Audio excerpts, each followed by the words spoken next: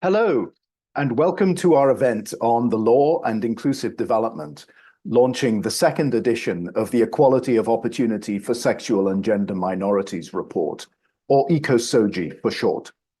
I'm Robin Mearns, Global Director for Social Sustainability and Inclusion at the World Bank, and the moderator of today's event.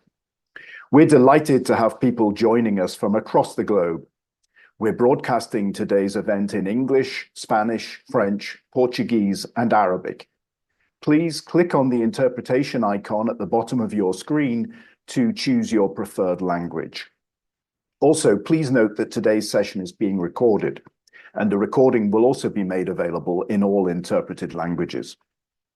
We would love for you to engage with us via a quick poll available in front of you on the World Bank Live page by answering the question, in your view, to which three topics are inclusive legal frameworks the most relevant? The EcoSoji series provides an important foundation for advancing inclusive development in documenting the current state of laws, regulations, and policies that either promote inclusion or discriminate against people based on sexual orientation, gender identity and expression, and sex characteristics. Today, we're launching the second edition of the report, which expands the original analysis of 16 countries in 2021 to 64 countries and looks at correlations with development indicators for the first time. We have an exciting lineup of speakers for today's event. And to get things started, it's my great pleasure to introduce Antonia Orellana, a highly effective advocate for equality and the current Minister of Women and Gender Equity of Chile, joining us today to provide opening remarks. Over to you, Honorable Minister.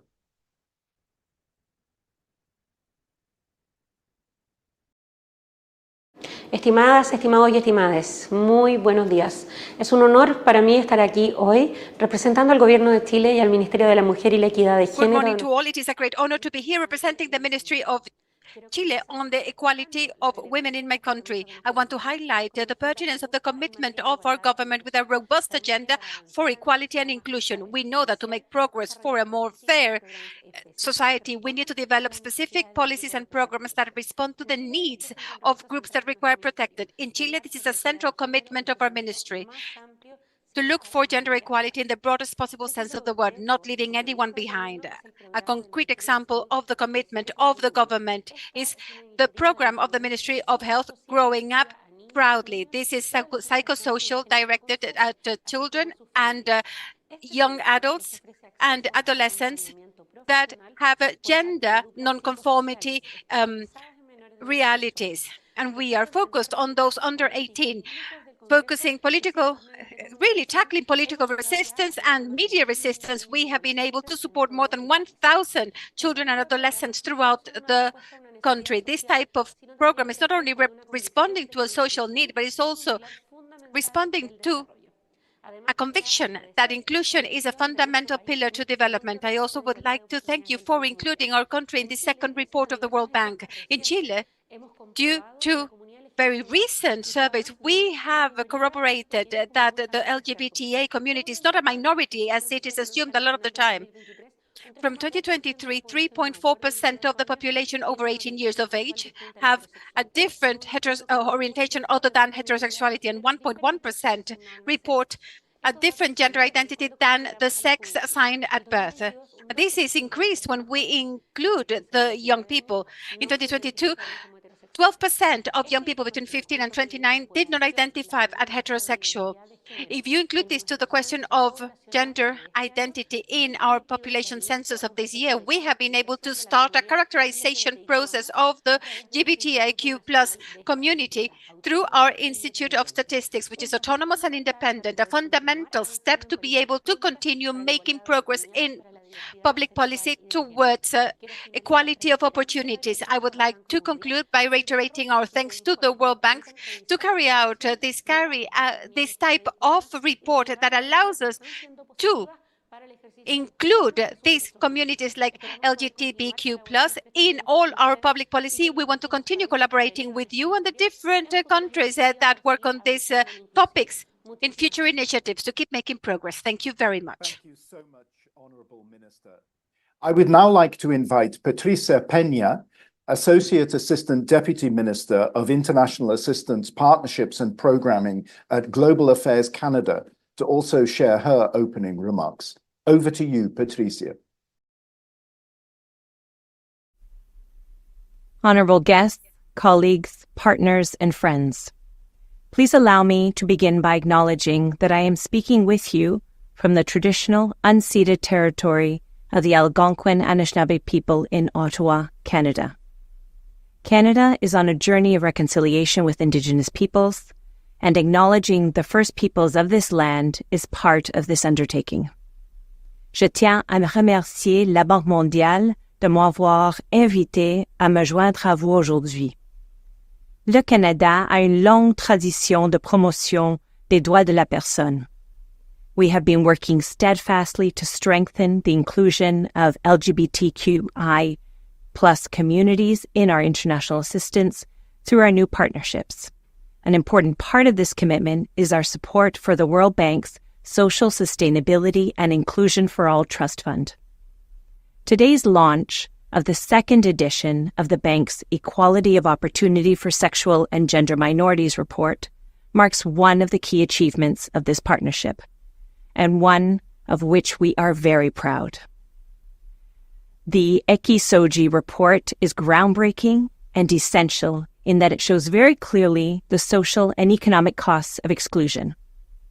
This second edition expands the number of countries reviewed from 16 to 64. It helps demonstrate the critical role laws and policies play in perpetuating discrimination. It also underlines good practices and recommendations for the reforms to ensure that all people, especially LGBTQI+ people, can share more equitably in development outcomes. And we know that today, this is more important than ever.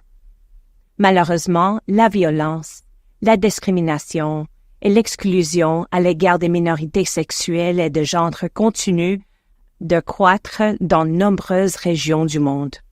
Il est de plus en plus important que nos efforts collectifs visent à renforcer la recherche et les politiques qui améliorent leur accès aux avantages du développement. Through the Ekisoji report, we have a closer look at what equality of opportunity for sexual and gender minorities means within a policy framework, how improved access to education and labor markets can help expand economic opportunities for LGBTQI+ people and strengthen a country's productivity, how addressing the disparities that LGBTQI+ communities face in accessing services and social protection can strengthen the foundation for their full participation in social and economic life, how civil and political inclusion of LGBTQI+ people allows their voices to be heard, strengthens their ability to influence the decisions that affect their lives, and enhances their feeling of belonging, contributing to greater social sustainability and inclusion. How supportive regulatory frameworks for equality, including legal safeguards that protect LGBTQI+ people from violence and hate crimes, helps to address the marginalization that can force them into poverty and compound exclusion. And taken together, how these measures benefit societies at large.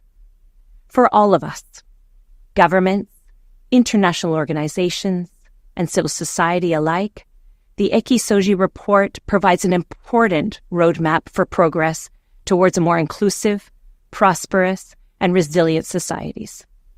Canada's proud to stand alongside you in these efforts, and we look forward to continuing the work ahead.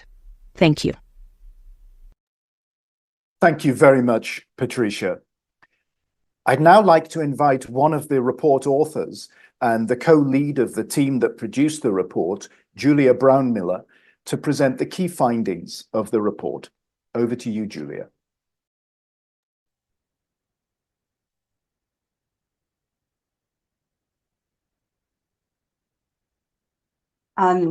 Good morning, and thank you everyone for joining. And yeah, thank you for showing up as allies, as members of the community. And I'm so happy to present to you now the key findings of the Ecosocial report. One moment. Oh, my screen is coming up.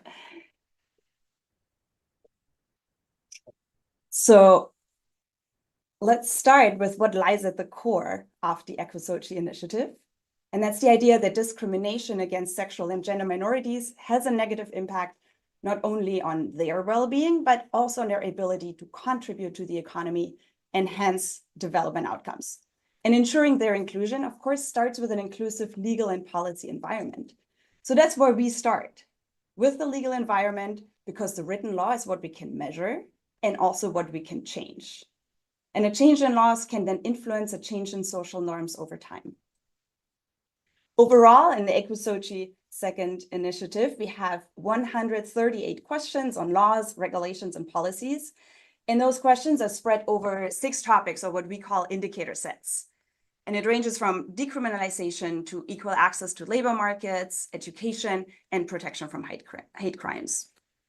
We also disaggregate our data into 3 groups. So then we have different results for laws on sexual orientation, on gender identity and expression, and on sex characteristics. And we then use our legal data to create an index with country scores. And this numerical data can then be used to analyze how laws relate to economic development indicators, including wealth, human capital, and voice and accountability. This is not a new approach. In fact, it builds on another very successful World Bank initiative, the Women, Business, and the Law Project, which has for 15 years been providing evidence on the economic importance of legal reforms for gender equality.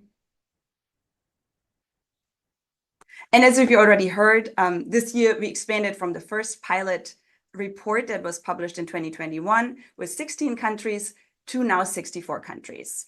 And we choose these countries in a holistic manner. So they represent various regions, income levels, population sizes, legal traditions, and levels of inclusiveness. And our report then provides an updated data on the 16 countries from the first report that includes, for example, Bangladesh, Costa Rica, India, Lebanon, South Africa, and Ukraine. And the World Bank team then led data collection for an additional 31 countries. And we were also joined and supported by the Asian Development, who collected data across 70 countries in Asia. And here I really, really want to thank the Ecosocial team for their incredibly hard work and dedication over the past 2 years. Since February 2023, they have sent out standardized questionnaires to lawyers and academics, civil society representatives, and advocates on SOGIESC issues in 64 countries. And as you can see, the team is a diverse team of lawyers that are trained in various legal systems and speak many different languages. And we are also supported by economists and data scientists who did the economic analysis. And these team members have collaborated with over 350 local experts in 64 countries. And without the wonderful pro bono expertise of these people, the work would not have been possible.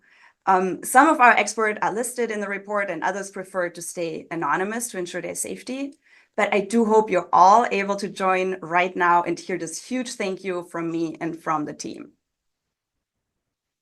So let's dive into some of our global findings. First, here, let's look at the overall scores by indicator set and by region. So note that the scores reflect the presence or the absence of legal, regulatory, and policy frameworks across the 6 topics that we measure. And what we find overall across the 64 countries is the average score is 0.31, and that is out of a 1 as a top score. And you may have expected this. It's quite a low score that shows us much room for improvement and need for reform. More than half of the countries that we assess have a low presence of frameworks favoring equality of opportunity for sexual and gender minorities. And you can see that regionally, low scores are prevalent in East Asia and the Pacific, and the Middle East and North Africa, South Asia, and Sub-Saharan Africa. And only 3 countries have a high presence of inclusive frameworks, and those are Canada, France, and Spain. If we look at the 6 topics that we measure, although decriminalization has a considerably high score, many countries continue to criminalize same-sex behavior. And protection from hate crimes, on the other hand, exhibits the lowest average score, highlighting an urgent need for improvement. And as mentioned, you can find many good examples in the report that can then guide reforms in other countries. And looking at income levels, we also have some interesting findings showing that wealthier countries tend to be more inclusive of sexual and gender minorities. And here we found a statistically significant positive correlation between per capita real gross domestic product and overall Ecosoji scores. And we're certainly not establishing causality here with our research, but the findings do suggest that economic prosperity is associated with greater inclusion of sexual and gender minorities. And higher levels of human capital and citizens' voice and accountability are also correlated with more inclusive environments. And then when we look at the distribution of the three categories, that is lesbian, gay, and bisexual people, transgender people, and intersex people, we also find an interesting regional distribution. And particularly, the intersex community faces many disparities. Then in the report, we identify 6 areas for policy engagement. And this includes the need for data collection and analysis and various areas of legal reform. And I will now give you 3 concrete examples of what this can look like. And first, what we find is that 23 countries analyzed in the Ecosoji report criminalize SOGIESC-related behavior and expression. That is 22 countries that criminalize same-sex sexual activities between consenting adults. And 8 countries criminalize gender expression and identity.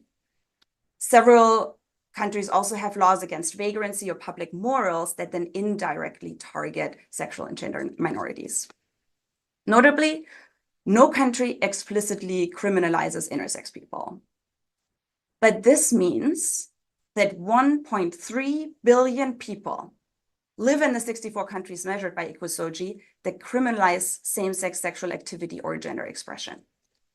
And when laws punish people for who they are or for who they love, it prevents them from reaching their full potential. But not only does it harm to them personally, it also means they cannot contribute to their communities. And research shows us that decriminalization leads to lower rates of violence and assault, and it can positively affect drivers of economic development like access to education, health, and decent work. So I encourage you to learn about recent reforms in our report from countries that have decriminalized same-sex sexual activities over the past years. Studies conducted worldwide reveal also that sexual and gender minorities experience discrimination during all stages of their employment, from recruitment to career growth opportunities.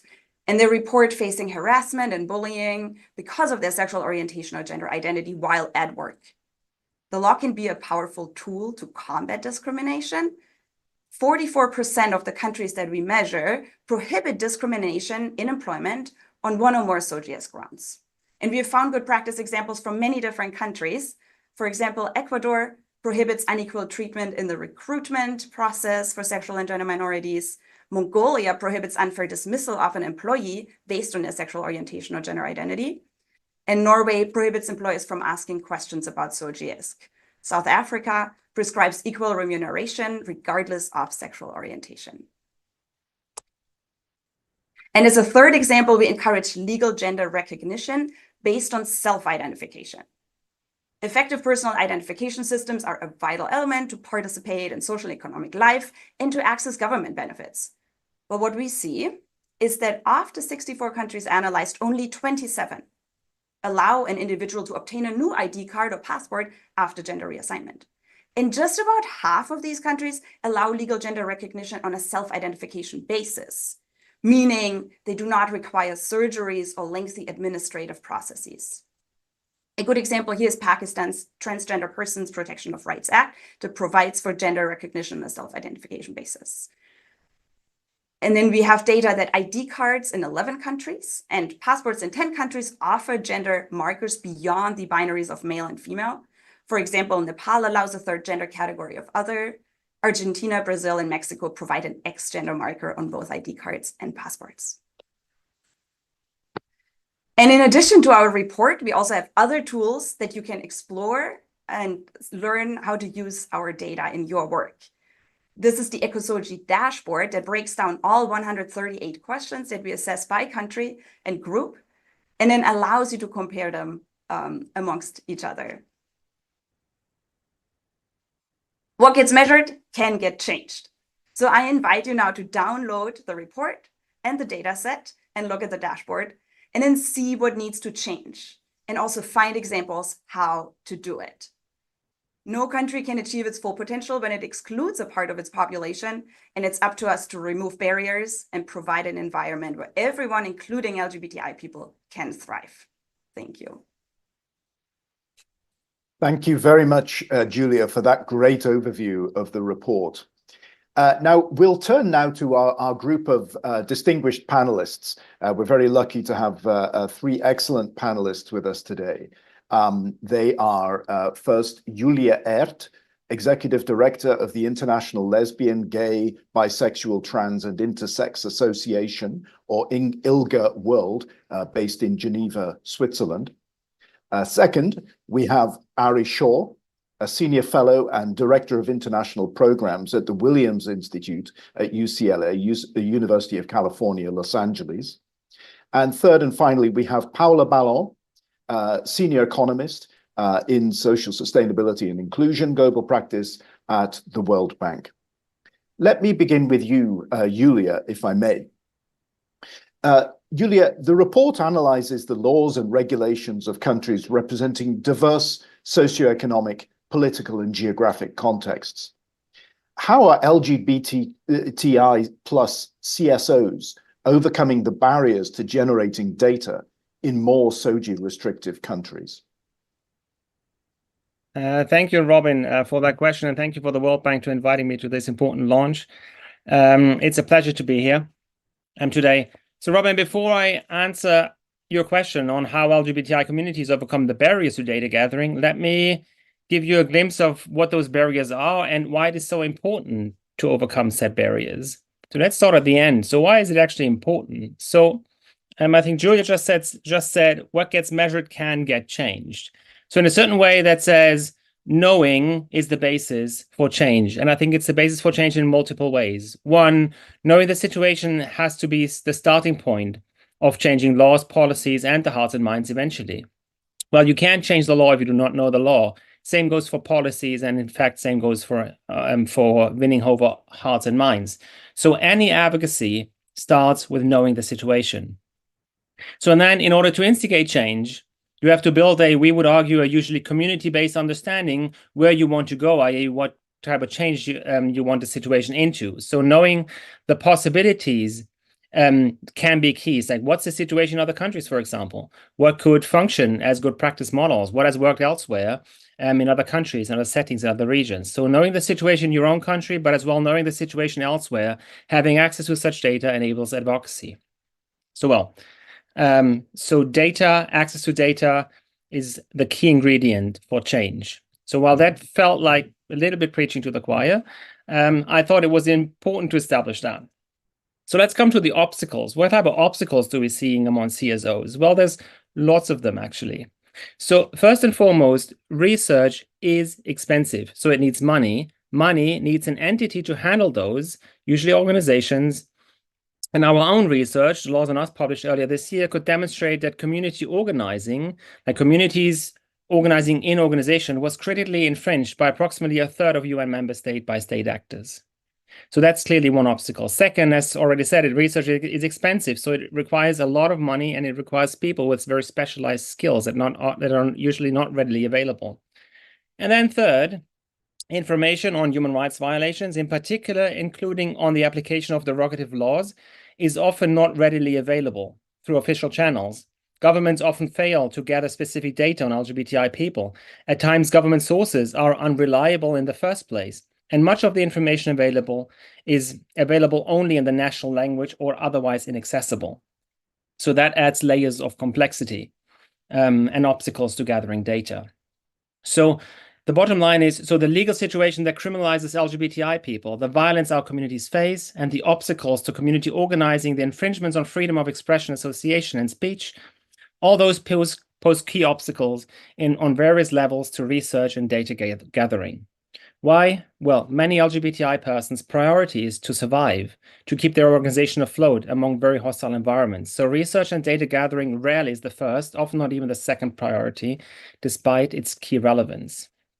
And then language barriers and the unavailability of LGBTI-specific data adds layers of complications. So let me come to in the end, so how do LGBTI CSO overcome those obstacles, including how does Elga World overcome those barriers? So one for us, well, first we organize money for research. I have to say with varying success, it has in fact been quite difficult to keep our research team afloat for some time, but we do organize money for research. And then we implement community-informed or community-based research, meaning we draw on our key strength as an umbrella organization, namely our more than 2,000 member organizations. We make use of our broad network of both members and allies in more than 160 countries to check our data that we have independently gathered and to delve into any additional findings or narratives that have come across those organizations on the ground, since, as I've mentioned this before, official data might be incomplete, inaccessible, outright wrong sometimes, or in a language that the researchers do not speak. So in essence, we take a community-rooted approach to research. And that overcomes some of these obstacles that I've been speaking about. So it has worked exceptionally well and has produced critical knowledge and insight, informing our advocacy and other reports. However, it's not without limitations. And there is one other key obstacle that in particular community-based research is facing, which I have not gone into, and that's the reservation, or sometimes I would say the allegation that community-gathered data is intrinsically biased. So now I have to say I'm probably at the end of my time in the first intervention, so treat this as a cliffhanger because I will be coming back to that bias question in my second intervention. Thank you very much. Perfect. Thank you very much, Julia. And cliffhanger well noted. We'll come back to that. So Ari, let me turn to you now. From a global perspective, are laws becoming more inclusive or more restrictive? Thank you, Robin, for the question, and thank you to the World Bank for the invitation to join this really esteemed panel and for hosting this important conversation.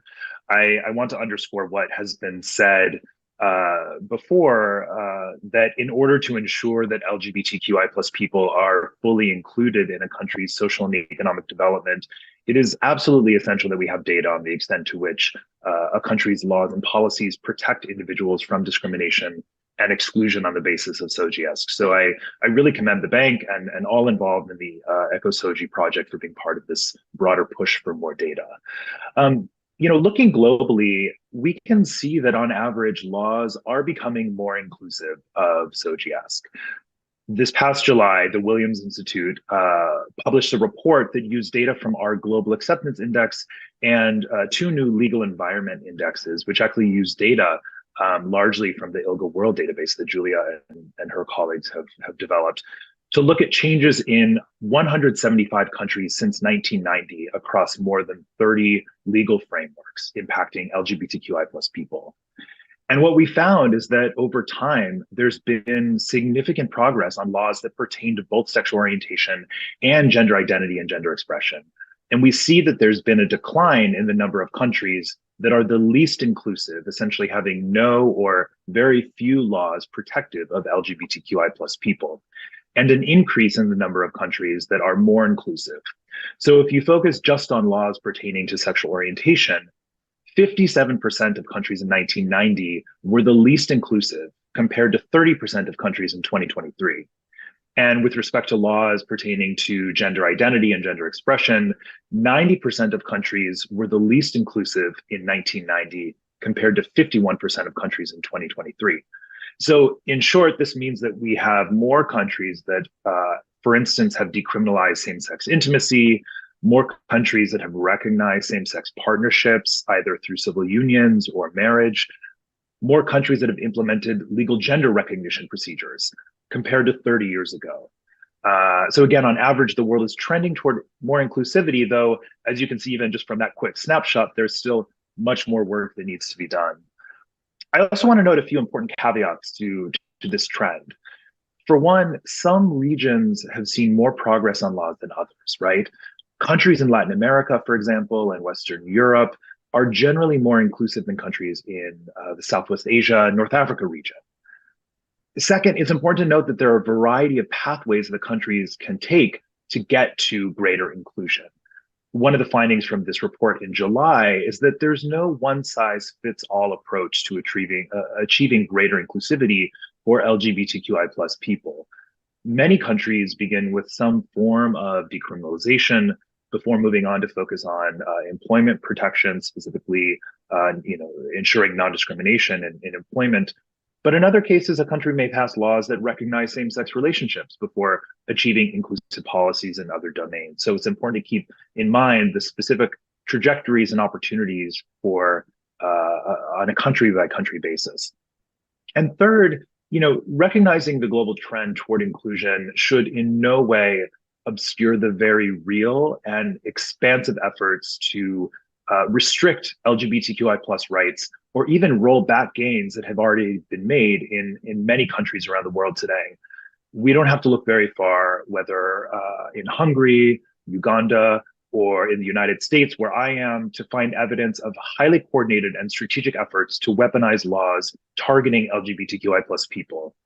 In a report last year, my Williams Institute colleagues and I actually show that in some cases, these attacks on LGBTQI+ rights can be a bellwether of a more fundamental erosion of democratic norms and institutions, which can further undermine the conditions that are actually necessary to advocate for inclusive laws and policies for LGBTQI+ rights. So I want to underscore that while we may see a trend toward greater inclusion in the aggregate, it's important to keep in mind the very real and targeted attacks on laws that are underway around the world. So I'll stop there for this first intervention, but thank you. Thank you very much, Ari. So a lot of progress and some grounds for optimism, but still a very long way to go. Paula, let me turn to you thirdly. So previous research at the World Bank has shown that development can only succeed if it benefits everyone. Now, what can this latest report tell us about the possible links between discriminatory laws and policies and socioeconomic outcomes? Thank you, Robin, for the question. I'm very pleased to join this panel with Julia and Ari, experts in the field. As part of the Ecosoji team, it's always great to be with these experts. Simply to say to your question that actually this is one of the main and new contributions of the second edition of the Ecosoji report. In the report, we looked in chapter 3 at the relationships between Ecosoji scores, as Julia has presented, essentially looking at the laws and then creating a composite and different development outcomes. But this has been analyzed through a framework that we put together as a team with my colleagues Omar, Stephen, and Basilia, who are connected. And we were able to analyze through simple associations and correlations what happens in countries where there is more context in terms of lower poverty, lower inequality, greater growth, but also social sustainability indicators such as voice and accountability. What we found, and this is probably something expected, but we need the evidence, as Julia pointed out, to essentially build better policies, is that countries where there's better context, countries where there's probably lower poverty, lower inequality, greater growth, but countries where citizens can have also greater voice, are countries where the scores of equality of opportunity towards sexual and gender minorities are higher, which means that we are not saying these are predictors, we are not saying that these are factors, but we are saying that this is quite an important context. And this essentially places us into the whole development agenda of the bank. We have heard from our president, Ajay Banga, the importance of making the bank a faster bank and a better bank towards greater evidence and data disaggregation. So the relationships we found through simple associations in the report are contributing towards that. I invite you to take a look at the dashboard we developed so that you can analyze in one of those tabs, essentially those correlations. Thank you. Thank you very much, Paula. So we have time for another round, a final round of questions for each of our panelists. But as we're getting close to the end of the discussion, could I ask you please to keep your answers relatively brief in this final round? Paula, if you don't mind, I'd like to start with you.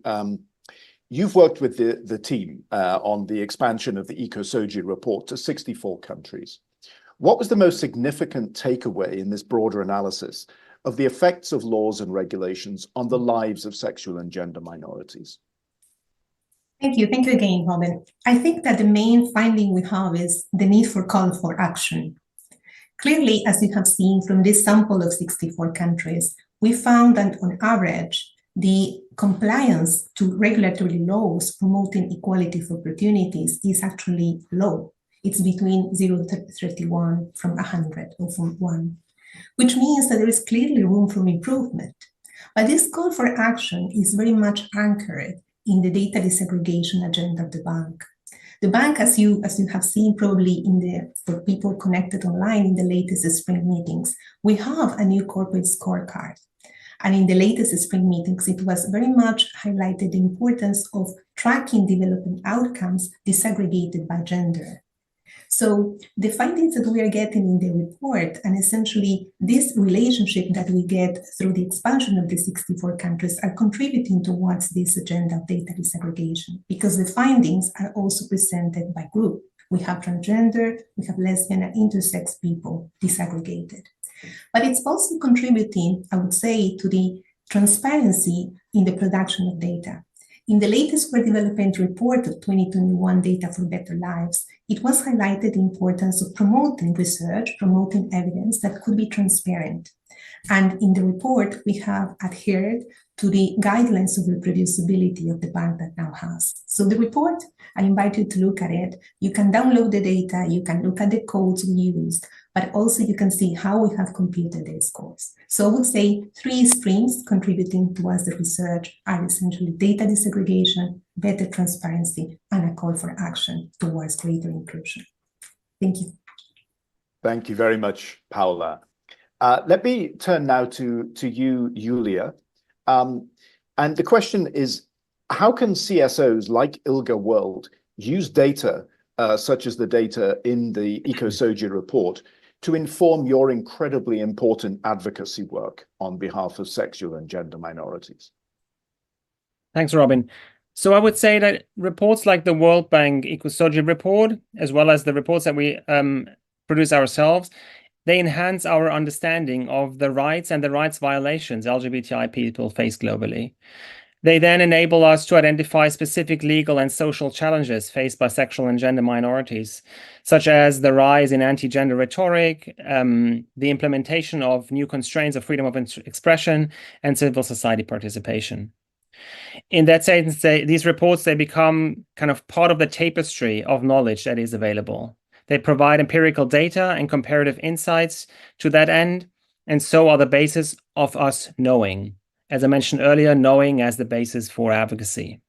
So I want to come back to my cliffhanger earlier. So I said reports issued by LGBTI organizations sometimes are faced with the suspicion or even the allegation of being biased and unreliable.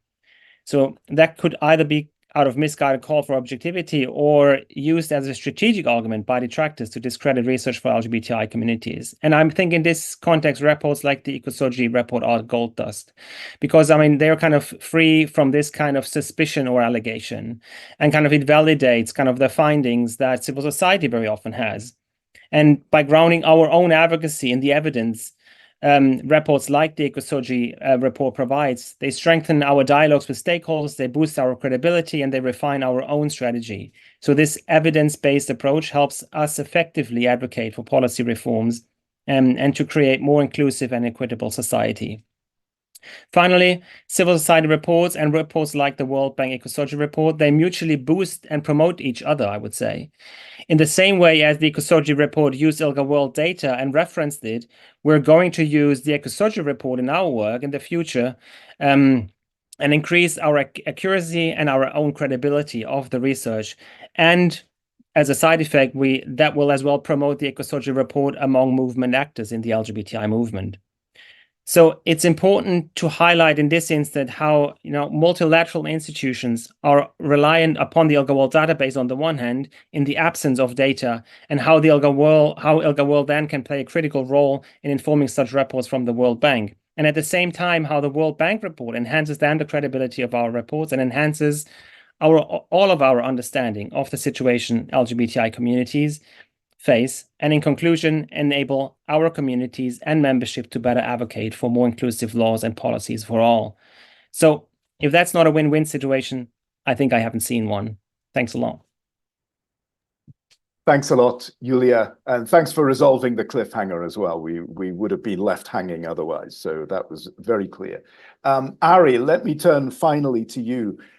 In your experience as an academic, how can we ensure that data generated on the lives of LGBTI plus people, like the EcoSoji report, actually reaches policymakers and leads to more informed public policy?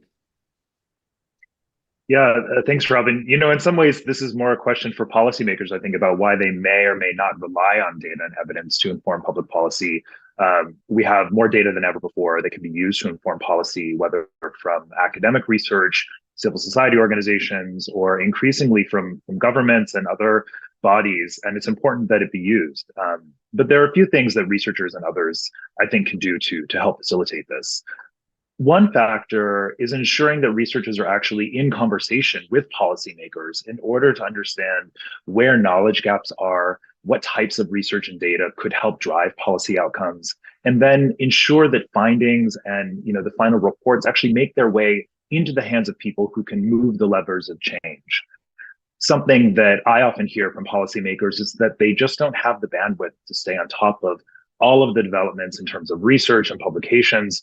So it's critically important to be proactive in getting these data in front of decision makers who can use it. From the other end, this also requires that researchers are working in conjunction with community and civil society to ensure that we're asking research questions that speak to the needs and lived realities of LGBTQI+ people. This requires, of course, additional funding for community-based research and helping to strengthen the capacity of civil society organizations and others to either partner with researchers or even conduct their own research and data collection themselves. Another thing, that we need to make sure is that we're talking about the importance of LGBTQI+ inclusion in front of audiences and beyond contexts that are LGBTQI+ specific. In other words, talking about why inclusion matters for, say, economic development or strengthening democracy or migration or even, securing public health.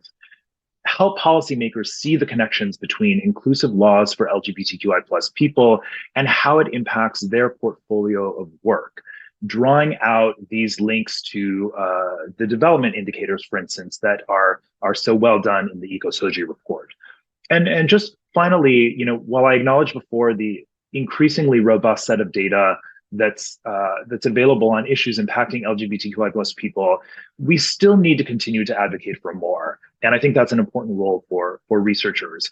Even relatively small changes like adding measures of sexual orientation and gender identity to existing surveys can unlock a trove of new data about the lived experiences of LGBTQI+ people. And this, in turn, can be used to ensure that policies are based on evidence and not myths and stereotypes. So it's imperative that we continue to make that case and to amplify the important effects of initiatives like the EcoSoji project to bring new data to light. Thank you very much, Ari. Very powerful, and I couldn't agree more. So thank you to all of our panelists, Ari, Paula, and Julia, for sharing your insights and your experiences in promoting the equality of opportunity for sexual and gender minorities. I think there's a huge amount here that we in the World Bank can learn from your experiences, and we're looking forward to a lot more exchange of this sort into the future. Now, finally, I would like to turn, I'm very honored to be able to turn to Steve Letsike, Deputy Minister of Women, Youth and Persons with Disabilities from South Africa, who's kindly agreed to share some final reflections on this panel. Over to you, Steve. Thank you so much, Program Director, and really let me stand in the protocol that has been established.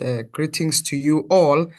Allow me to begin to really thank the World Bank Group for the opportunity to participate in this launch of the second edition of the Equality of Opportunity for Sexual and Gender Minority report, as well as to share my reflection following the panel discussion, incredible panelists that we had here today.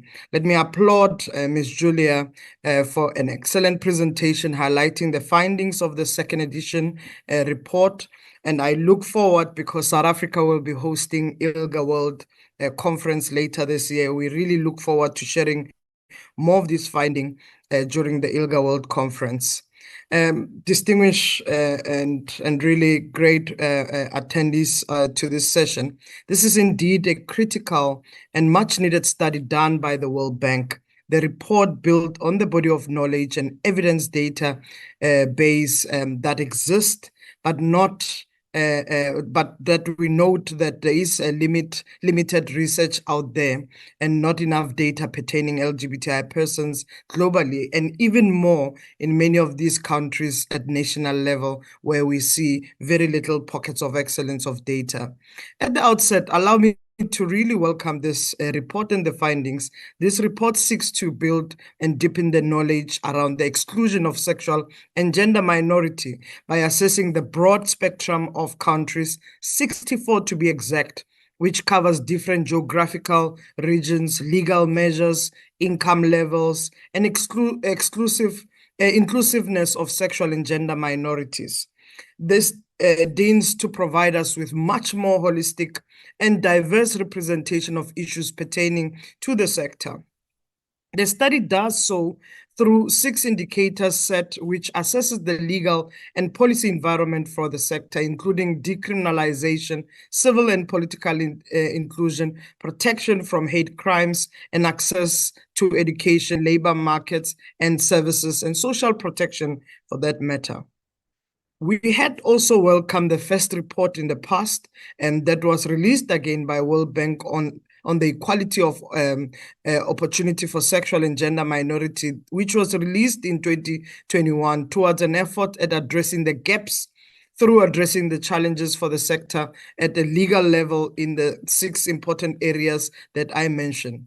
However, also the study was constrained by the fact that it only covered at the time 16 countries, including my own country, South Africa. And here we are, we have an opportunity to see this report yet again, including South Africa. It is truly helpful to use this data and information to support the legislative changes where it's required, and also improve equality of treatment where such laws exist in many of these countries. And ultimately, these efforts must lead us to inclusivity in all what we exist in society. It must also lead us to poverty reduction and shared prosperity, but as well as equality of opportunity, outcomes, and treatment for non-discrimination and transformation for LGBTI people. Laws are important for the inclusion of sexual and gender minorities and the achievement for equality and opportunity for LGBTI persons, and can be attained through regulatory reforms that addresses those legal and institutional challenges faced by the sector, preventing them from fully participating in, benefiting from, and contributing to the economy on an equal footing with the rest of the population. However, I must point out that the existence of these laws will not in themselves automatically achieve the transformation agenda we are seeking. The important and critical point that must be enforced through these laws is crucial.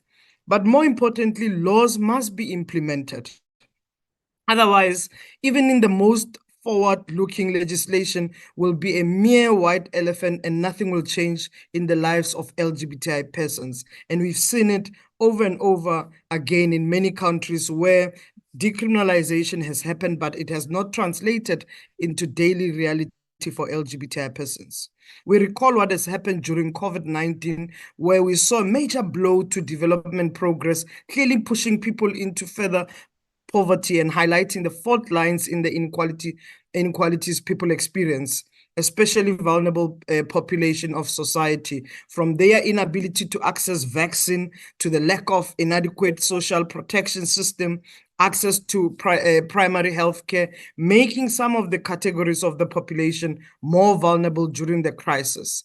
And sexual and gender minority was among the social group that faced greatest risk during the pandemic, which impacted on their ability to access education, healthcare, economic opportunity, and enhance the voice and agency of individuals. So from a social and inclusion point of view, and the stigma associated with homophobia and other hate crimes, together with negative social norms and discriminatory laws, including practices fueled such exclusion. And this does not even remove us from what even World Bank did when looking at the cost of economic impact, which is done or driven by discriminatory laws, which really comes from the work and wealth of work that World Bank has led over the years. So in charting a course for the future towards a more transformative society and agenda, we need to lean more and more towards sustainable and inclusive society and ensure that disparities in opportunities, outcome, as well as treatment are reduced. Policies and laws are imperative to address the inclusion of sexual and gender minority. Such policies must target prevention or preventing discrimination against LGBTI persons. Given the depth of data and statistics that LGBTI persons experience, and given the data that was presented by these findings from the second edition report, we need to also immediately address the allocation of resources towards addressing the inclusion of LGBTI persons into the life of country, become much more, because we know that much of the LGBTI will be excluded. So we must shift into implementation mode, but allocate resources that are needed. Of course, the first edition report pointed out, even through many of these 16 countries, the issues around no country achieving true equality in treatment from policy to action, but also it pointed out that policy recommendation to help prevention and eliminating discrimination, the inclusion of wider set of countries, and now even in this report, we are provided more with the in-depth qualitative analysis and findings which brings evidence-based in tackling the synergy of socioeconomic outcomes. I really want to congratulate the team for this imperative, inclusive, and diverse perspective findings that actually moves us closer to a policy that is needed to ensure that all countries included here, but also across the world, must be able to push more inclusive, sustainable future for all its people. We do know that what we welcome and what we launch today must help us to shift the protection and rights embedded in legal frameworks, in the Universal Declaration on Human Rights, but also towards the regulatory frameworks in countries pertaining the laws that protects LGBTI persons, but also the programs that must be established towards the livelihood improvement and prosperity. The findings are quite impressive to see, but also it's showing us some of the progress. Here in SADC alone, Southern African development countries, we've seen decriminalization that has been achieved. But when you go up North Africa and Central, including West, we've seen the pushback and even reintroduction of laws that criminalize LGBTI persons. But we also look at the daily reality of LGBTI persons, where discrimination, where violence experienced by persons, bullying, harassment, killing, including corrective rape, that is on the rise in many of the countries. So our experience as LGBTI persons really stems on different levels, but the barriers continue, the challenges in accessing labor markets continue.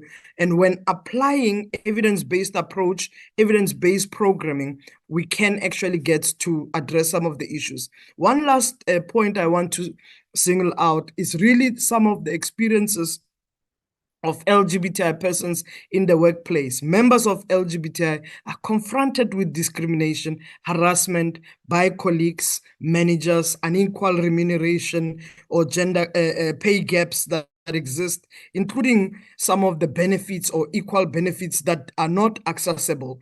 And this must be addressed. And we are seeing some of the economic and socioeconomic inequality that exists, and you are picking it up as areas of improvement.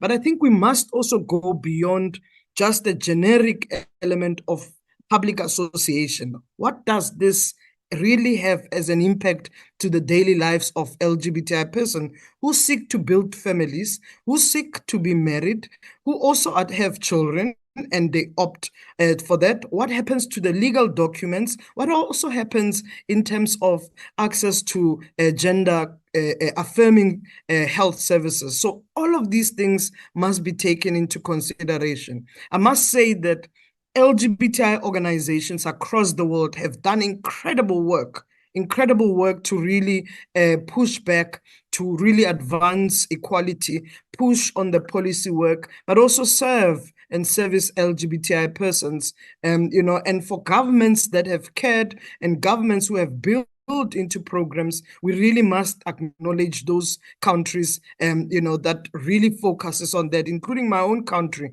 that have enacted laws, but also that have looked at some of the programs that advances protection and promotion of rights of LGBTI persons. But I think in terms of NGOs, we must also look at opportunities that creates resource, including ILGA. And I think I was listening to Julia when she was mentioning that the issue of access to resources for more research, more data is very key. So ILGA World deserves to be funded like many other organizations in the country, but also who are working at a global level. And I really must call on all of us, whichever way we can assist in the support of resource mobilization. Just to conclude, I must say that for us to get to see change, we must implement the legal measures that this report is proposing. What remains critical is implementation. And I repeat, it's implementation. And if we don't, nothing will be really changing the lives of LGBTI people. We will not foster increased participation and inclusion. We will not ensure that there is full access, availability, and affordability in education, health sector, but also the full participation to promote the voice and agency of LGBTI persons. So I really thank you for the opportunity and for joining in. And I want to say South Africa stands with this, and we welcome this report on behalf of my government and on behalf of President Ramaphosa, and that we welcome this report. Thank you so much. Thank you so much, Steve, for those very powerful insights and for your strong support. Key takeaway here, it's all about implementation in practice. Point very well taken. We've had a fantastic lineup of speakers today. And last but far from least in this lineup, I'd like to introduce Clifton Cortez, the World Bank's SOGI advisor, to share some final remarks on today's discussion and on the next steps for the EcoSOGI series. Over to you, Cliff. Thank you, Robin, and thanks everybody for joining us for this important launch event. I want to just note, I'm actually going to do a wrap-up. I want to just flag some of the most critical messaging we heard from folks who are part of this conversation today. You heard from Julia's synopsis or presentation. This is Julia Brownmiller. Her synopsis, her presentation of the report, that what gets measured can get changed. And that's an important underpinning philosophy of this effort on equality of opportunity for sexual and gender minorities. We need to build the evidence base as a community, as a LGBTI plus community, as the development community, build the evidence base for policymakers to make the kind of change that has to happen, that is more inclusive. And the other thing that I got from Julia's presentation is that no country, even among the most developed, the high income countries, no country offers complete equality of opportunity under their laws and regulations for sexual and gender minorities. We heard from Paula Bayon from the World Bank, our economist who led the team in the analysis for this effort, that it should serve as a call to action towards greater inclusion. And again, reiterating that message that those of us in the development community, I think, are taking more and more seriously as we move forward, that we need more LGBTI data, specific data. We need more data disaggregation according to our characteristics. And of course, transparency. Ari, it was great to hear you say that countries' laws are becoming more inclusive, and that's exactly what we see in our own review of what's going on. But as you say, that should not mask the fact that there are concerted efforts by anti-gender equality and anti-LGBTI plus movements and organizations to alter that fact. They want to change the trajectory of the trends towards more inclusive laws and policies. Julia Ert from ILGA World, recognizing their wonderful reports, including, but not only, of course, the state-sponsored homophobia and laws on us, for example.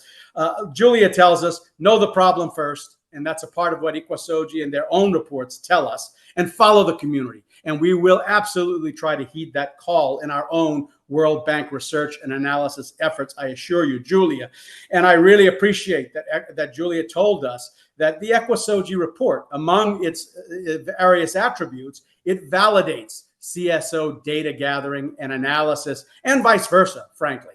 The CSO efforts are exactly what fed into and helped validate the Ikuasoji efforts. I want to point out that this is not just the end. We put out a report and nothing else happens. Just to start with, some of you may be familiar with the fact that the World Bank now has a new World Bank Group gender strategy in place. And I want to note for you, if you didn't already know it, that one of the implementation of that strategy indicators, Ikuasoji will be one of the sources for informing an important indicator within that work, the implementation of the World Bank Group gender strategy, along with things like women, business and the law, and other data sources. So it's going to get used, including especially in the World Bank, for trying to measure and increase or further change. I also want to come back to something that actually came out of both Ari and Julia Ert's comments, and is really pointing to responsibility of the World Bank Group. And that is the responsibility we have to not only contribute to building the evidence base, and that's part of what Ikuasoji is about, but getting this evidence in front of policymakers, because it's with those policymakers that the World Bank often has a special and convening role, convening and dialogue. And so we take that responsibility seriously, and absolutely that message is heard. And then finally, talk to about a policymaker themselves. We had our Honorable Deputy Minister Letsike with us, and the message was clearly heard. Sustainable development and economic growth requires laws that are inclusive and inclusive of LGBTI plus people. And I heard you, Steve, implementation of those laws, and that this is just a contribution to the bigger conversation on SOGSC within development, inclusion in development, and also very specifically as a part of that, building the evidence base and dialoguing with policymakers for positive change. And we want to be a part of that with all of you. And with that, I'm going to turn it back over to you, Robin. Thanks very much, Cliff. Excellent summary there. So with that brings us to the end of the event. I'd like to thank all of our participants for sharing their knowledge, and I'd like to thank everyone who's tuned in today to hear why inclusion is so important for development. Please be sure to read the report. You'll find a link to it on the event page and in the chat box. Let's keep the dialogue going. Together, we can create a more inclusive future. Please enjoy the rest of your day.